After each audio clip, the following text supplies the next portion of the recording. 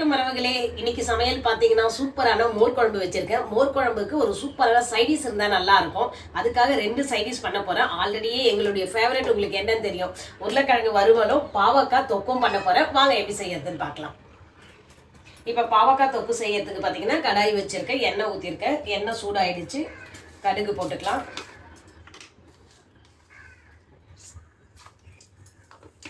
கடுகு புரிஞ்சதும் 1 ஸ்பூன் கடலைப்பருப்பு போட்டுக்கலாம்.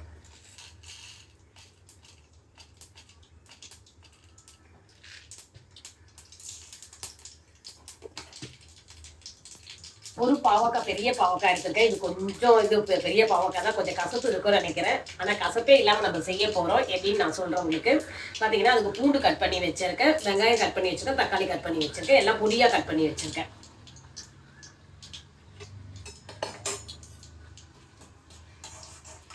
கடலைப்பருப்பு வந்து இந்த பொன்னிறமா அப்படியே நல்லா ரோஸ்ட்டாக வரணும்.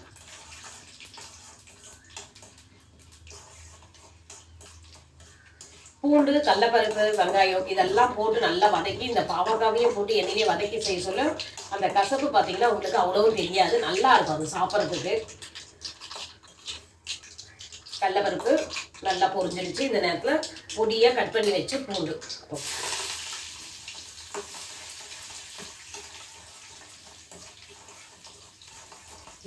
பூண்டு நல்லா கொஞ்சம் கண்ணாடி பதது பார்த்தீங்களா, அப்படி பொரிஞ்சது தெரியுது பார்த்தீங்களா, அந்த மாதிரி தெரிஞ்ச உடனே நம்ம நறுக்கி வச்ச வெங்காயத்தையும் கூடவே வந்து கருவேப்பிலையும் போட்டுருக்கோம்.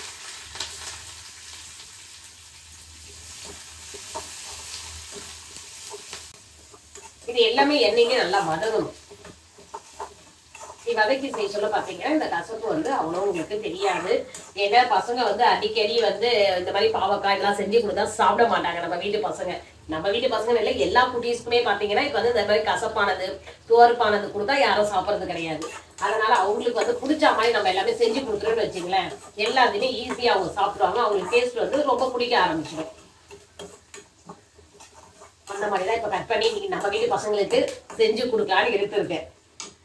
எப்பவுமே பாவக்காய் வாங்கிட்டு வந்தால் நான் இந்த மாதிரி வறுவல் பண்ணுறேன், தொக்கு பண்ணுறேன், ஏதாவது சொல்லுவேன், குழம்பு வைக்கிறேன். ஆனால் வைக்கிறதே இல்லை, ஏன்னா அவங்க சாப்பிட மாட்டாங்கன்ட்டு நானே ஜூஸ் மட்டும் போட்டு குடிச்சிடுவேன். அப்படி இல்லைன்னா பாவக்காய் சிப்ஸ் செஞ்சு நானே சாப்பிடுவேன். ஏன்னா அவங்க கசப்புன்னு சொல்லிட்டு சாப்பிட மாட்டாங்க. நல்லா வதங்கிடுச்சு. இந்த நேரத்தில் நம்ம கட் பண்ணி வச்சு தக்காளியாக போட்டுக்கலாம்.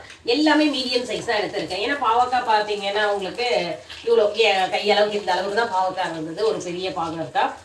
இப்போ வந்து அதுக்கு வந்து குட்டி வெங்காயம் குட்டி தக்காளி தான் கட் பண்ணி வச்சுருக்கேன். எல்லாமே வதங்கிறதுக்கு சீக்கிரம் வதங்கிறதுக்கு உப்பு போட்டுக்கலாம்.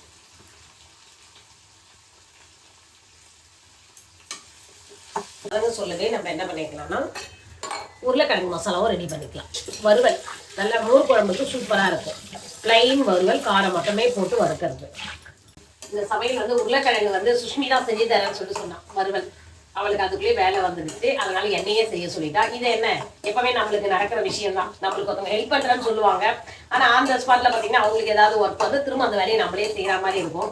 இது ஃபர்ஸ்டே தெரிஞ்சிருந்தா என்னால் சமையலே முடிச்சுட்டு இருப்பேன். சாதம் வடிச்சாச்சு, மோர் குழம்பு வச்சுட்டேன், அதுக்கப்புறம் பீட்ரூட் பொரியலும் செஞ்சு வச்சாச்சு. இப்போ இது ரெண்டுமே வெயிட்டிங்ல இருந்தது. சுஷ்மி வருவான்னு சொல்லிட்டு அவளுக்கு ஒர்க்குன்றதுனால அவள் ஃபோன் ஆன் பண்ணி வச்சுட்டு கிளம்பிட்டாப்பா. இப்போ நான் தான் செஞ்சுட்டு இருக்கேன். பாத்திரம் வச்சிருக்கேன் உருளைக்கிழங்கு வறுவலுக்கு. பாத்திரம் சூடாயிடுச்சு. இந்த நேரத்தில் வந்து எண்ணெய் போட்டுக்கலாம். தேவையான அளவு எண்ணெய். தக்காளி எல்லாமே நல்லா வதங்கிடுச்சு. எண்ணெயிலே நல்லா புரிஞ்சு வருது. இந்த நேரத்தில் நம்ம பாவக்காயை போட்டுக்கலாம். நல்லா பொடியாக கட் பண்ணி வச்சுருக்கேன்.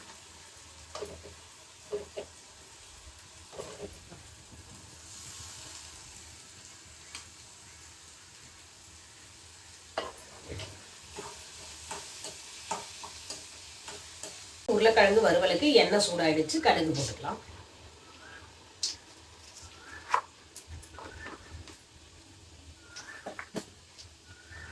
கொஞ்சம் சீரகம் போட்டு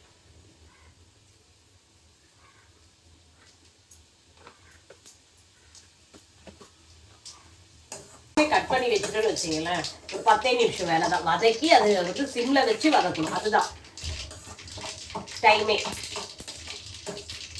நல்லா புரியுது. உருளைக்கிழங்கு பார்த்தீங்கன்னா உருளைக்கிழங்கு தோல் சீவி நல்லா பார்த்தீங்களா குட்டி குட்டி பீஸாக கட் பண்ணி வச்சுருக்கேன். அதுக்கு பூண்டு கையிலே இடித்து வச்சுருக்கேன். பூண்டு போட்டுக்கலாம். கருவேப்பிலை கொஞ்சம் நல்லா பொரியுது. இப்போ நம்ம கட் பண்ணி வைக்க உருளைக்கிழங்கு பீஸை போடுவோம்.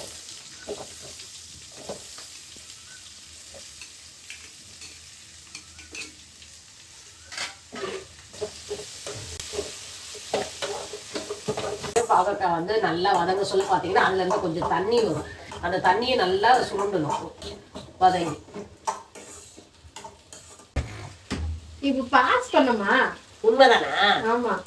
இந்த பொண்ணுக்கு இதே வேலையா இருக்கும். ஆட்லதான் இருக்கு நீ பண்ணேன். இவளெல்லாம் நான் பண்ண பேசிட்டே செஞ்சுட்டு இருந்தேன். அதுதான் கேட்கறது. நீ வச்சுட்டு போயிட்டேன் வேலை இருக்குன்னு சொல்லி சுஷ்மி தான் கேமரா ஆன் பண்ணி கொடுத்துட்டு போயிட்டா. இப்ப வந்து திரும்ப அவளே கலாய்க்கிறா பாருங்களேன். டென்ஷன் ஆகுறதுக்கு என்ன திட்டி என்ன கோவமா காட்டணும். ஸ்டேஜ்ல இருக்கு. ஆமா இது வதங்குற ஸ்டேஜ்ல தான் இருக்கு. இப்பதான் வதங்கிட்டு இருக்கேன். கொஞ்சம் ஃப்ரிட்ஜ்ல இருந்து தயிர் கொஞ்சம் எடுத்துப்பாங்க. தயிர் இல்லாம போடுவாங்க. இந்த பாகக்காய்க்கு கொஞ்சம் தயிர் போட்டேன்னு வச்சுக்க அந்த புளிப்பு கசப்பு எதுவுமே அது அந்த இது கசப்பு தெரியாது. அதுக்காக புளிப்பு கொஞ்சம் சேர்க்கணும். நீ ஃபர்ஸ்டே ஒர்க் இருக்குன்னு சொல்லியிருந்தா நான் என்ன முடிச்சே இருக்கேன். நீ இதை செய்யறதானே சொன்னேன். என்ன இதை அப்படியே எழுதி பிச்சு எடுத்துட்டு வரேன். இப்படியா வைப்பாங்க ஒரு டப்பால போட்டு வைக்காம. அதுல இருந்தா எடுத்து வரேன். டப்பாவோட கொடுக்குவா எடுத்துட்டு வந்து. கோச்சிக்காது கோவம்லாம் படக்கூடாது. 1000 கொஸ்டின் கேட்டாலும் நீ ஆன்சர் சொல்லணும். புரியுதா? இப்பவே கோச்சினா நீ போற இடத்துல எப்படி இருப்ப? நீ கொஸ்டின் கேட்பாங்க எப்படியோ இருக்கிற கம்முன்னு எப்படியோ இருக்கு. இப்படியே இவ்வளவு சலிப்பா? நீ வேற சும்மா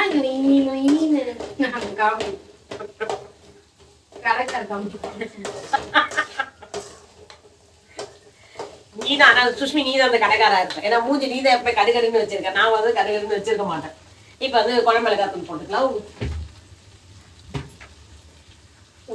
ஆமா அரைக்கிறேன்ட்டு இன்னுமா அரைக்கிற. நேத்து போயிட்டு என்ன வந்தது? கடை மூடிட்டு திரும்பி வந்துட்டேன். காலையில நான் அப்படியே பரபரப்பா லேடிஸ் ராணுவ படம் நான் காலையிலேயே போய் அரைச்சு வந்துருவேன். ஆமாப்பா கொஞ்ச நேரம் உட்காந்து டிஃபன் சாப்பிட்ட உடனே என்ன ஆச்சுன்னா டயர்டா இருந்தா கொஞ்ச நேரம் உட்காந்து பேசிட்டு இருந்தோம். நானும் என் சிஸ்டரும் பேசிட்டு இருந்தோம்.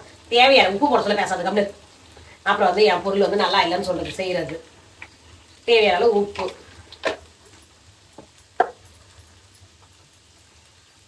அதான் இன்னைக்கு ஈவினிங் கண்டிப்பா அடிச்சு எல்லா மசாலும் ரெடி பண்ணி வச்சுட்டேன். நீ ஆனா எடுத்தியா? நீ எடுக்கவே இல்லை. என்னையே செய்ய சொல்லிட்டேன். ஆல்ரெடி இருக்கு.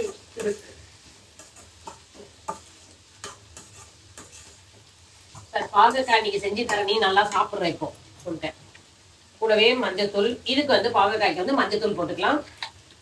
ரெண்டுத்துக்குமே காரத்துக்கு வந்து குழம்பு மிளகாத்தூள் போட்டு காரத்துக்கு ஏற்ற அளவு தான் நம்மளுக்கு. இப்ப வந்து நான் வந்து பாத்தீங்கன்னா இதுல வந்து 1/2 ஸ்பூன் போட்டிருக்கேன். இதுக்கு வந்து பாத்தீங்கன்னா 1/4 ஸ்பூன் போடும். பாகக்காய் வறுவலுக்கு வந்து 1/4 ஸ்பூன்.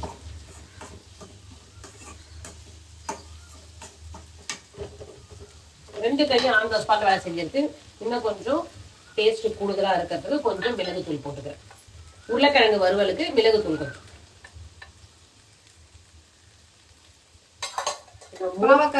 பாகக்காய் போடக்கூடாது. டெஸ்ட் பண்றியா? ஆனா நீயா இருந்தா என்ன பண்ணுவ? மாத்தி மாத்தி போடுவேன். அப்படிதானே?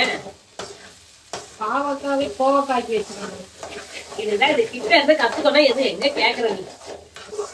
நானும் வீட்டுக்கு அப்படி இல்ல. 2 ஸ்டவ்ல வச்சு 3 ஸ்டவ்ல வச்சு செய்யணும். எப்படி செய்ய வைப்பா ஒரு பொருளை? இதுல உப்பு போட்டியா காரம் போட்டியான்னு தெரியணும். அதுல உப்பு போட்டியா காரம் போட்டியான்னு தெரியணும். இதெல்லாம் எப்படி கரெக்டா பார்த்து சொல்றேன். ஆமா ஆமா ஆள் வச்சுப்பேன். இதெல்லாம் நல்லா இருக்கும் பேசுறதுக்கு. நான் இப்ப டக்குன்னு நான் ஒரு 5 பேரை கூப்பிட்டு வந்துட்டேன் வீட்டுக்கு. சுஷ்மி வீட்டுக்கு போறேன்னு சொல்லிட்டு அப்ப என்ன பண்ணுவேன்? டக்கு டக்குன்னு செய்யணும்னா இப்படிதான் செய்யணும். ஒரு இடத்துல வெளியில போயிட்டு சுவிட்சை கூட ஆஃப் பண்ணி போன் சுவிட்ச் ஆஃப் பண்ணி வச்சிருக்கீங்கல்ல. அப்படியே இல்லை ஈஸியான மெத்தட் சொல்வேன்னு பார்த்தேன். இப்படி சொல்வேன் நான் எதிர்பார்க்கவே இல்லை. இப்ப இருக்க ஜென்ரேஷன் என்ன பண்ணுவாங்க? வாங்க எத்தனை பேர் வேணாலும் வாங்க, நான் டக்குன்னு ஆர்டர் போட்டு உங்களுக்கு வாங்கி கொடுத்துருவேன், லஞ்சு ப்ரிப்பேர் பண்ணிடுறேன்னு சொல்லுவாங்கன்னு பார்த்தேன். நீ வந்து இன்னும் பழைய காலத்து ஸ்டைலே இருக்க. யாருன்னா வராங்கன்னா சுவிட்ச் ஆஃப் பண்ணிட்டு போறது. இது சந்தான காமெடி. இது நான் கால் பண்ணா உங்க நம்பரை ஃபர்ஸ்ட் பிளாக் பண்ண. நீ பண்ணாத நீ பண்ணக்கூடாதான் நான் இருப்பேன். அப்பா சுஷ்மி போன் பண்ணலப்பா, ரொம்ப சந்தோஷம். ஏன்னா ஒரு போன் பண்ணல இல்லைங்க. ரெசிபி ஒழுங்கா போயிட்டு இருந்திருக்கும். ஆமா சீக்கிரமா செஞ்சு முடியும். எவ்வளவு நேரமாவும் அவ்வளவுதான். தண்ணி கொஞ்சம் ஊத்தி கொதிக்க விடணும். இது அப்படியே எண்ணெயிலேயே இருக்கணும்ப்பா. எண்ணெய் கொஞ்சம் எக்ஸ்ட்ரா தான் ஊத்திருக்கேன். இந்த பாத்தீங்களா அப்படியே எண்ணெயிலேயே தட்டை போட்டு மூடினா அப்படியே வறுபட்டு நல்லா மேல வந்து மொறு மொறு உருளைக்கிழங்கு வந்து சூப்பரா இருக்கும். வருது சாதா பழமிளகாய் தூள் போட்டு வறுக்கிற வறுவல் தான். ஆனா அவ்வளோ டேஸ்ட் நல்லா இருக்கும். இந்த மாதிரி வெறும் மிளகாத்தூள் சாம்பார், தயிர் சாதம், ரசம் சாதம், மோர் குழம்பு இதுக்கெல்லாம் வந்து இது ரொம்ப அல்டிமேட்டா சூப்பரா இருக்கும். இது வந்து எல்லா சாதத்துக்குமே வச்சுக்கலாம். இது வந்து ஒரு மூர்க்கா மாதிரி இது. ஏன்னா இது வந்து நம்ம அறுசுவை உணவும் நம்ம சமையல்ல இருக்கணும் அப்படின்றதுக்காக இந்த கசப்பு சேர்க்கறது. அதனால எப்ப வேணாலுமே எல்லா சாதத்துக்குமே இதை சேர்த்து சாப்பிட்டா நம்ம உடம்புக்கு அவ்வளவு நல்லது. இப்ப இதுல கொஞ்சம் தயிர் கொஞ்சம் தண்ணி அது வேகறதுக்கு அவ்வளவுதான். தயிர் கூட எதுக்கு ஊத்துறேன்னா இந்த பாகக்காய் வந்து ரொம்ப முத்தி போற பெரிய பாகக்காய், அதனால கொஞ்சம் கசப்பு வரும். அதுக்காக ஒரு ஸ்பூன் தயிர் சேர்த்துக்கேன். இந்தமா சைட் டிஷ் எல்லாம் ப்ரிப்பேர் பண்ணியாச்சா? சூப்பரா பண்ணிட்டேன், ரெடி பண்ணிட்டேன். இங்க ஃபர்ஸ்ட் உருளைக்கிழங்கு வறுவல் ரெடி ஆயிடுச்சு. ஒரு முறை உருளைக்கிழங்கு வறுவல் சூப்பரா ரெடி ஆயிடுச்சு. அடுத்தது நம்ம பாவக்காய் தொக்கு. சூப்பரா ரெடி ஆயிட்டு இருக்கு. ஆமா, இதுல வந்து லாஸ்ட்ல வந்து நான் கொஞ்சம் வெல்லம் போட்டிருக்கேன்ப்பா. சுஷ்மி வேலையா இருந்ததுன்னு எடுக்கல. இந்த மாதிரி திக்கா சுண்டு வர சொல்ல நம்ம வெல்லம் ஒரு துண்டு போட்டோம்னா சூப்பரான பாவக்காய் தொக்கு ரெடி. பசங்களுக்கு சாப்பிட்றதுக்கு மைல்டான கசப்பு தான் இருக்கும். கசப்பே இல்லைன்னு சொல்ல மாட்டேன், கசப்பு இருக்கும், மைல்டா இருக்கும். அவ்வளவு கசப்பு தெரியாது. புளிப்பு, இனிப்பு, காரம் எல்லாம் சேர்ந்து இருக்கும். அவ்வளவுதான். இந்த சிம்பிளான ரெசிபியை செஞ்சு பார்த்துட்டு எப்படி இருக்குன்னு சொல்லுங்க. இந்த வீடியோ பிடிச்சிருந்தா வீடியோக்கு லைக் பண்ணுங்க, ஷேர் பண்ணுங்க, சப்ஸ்கிரைப் பண்ணுங்க. நெக்ஸ்ட் வீடியோல பார்க்கலாம். பாய்.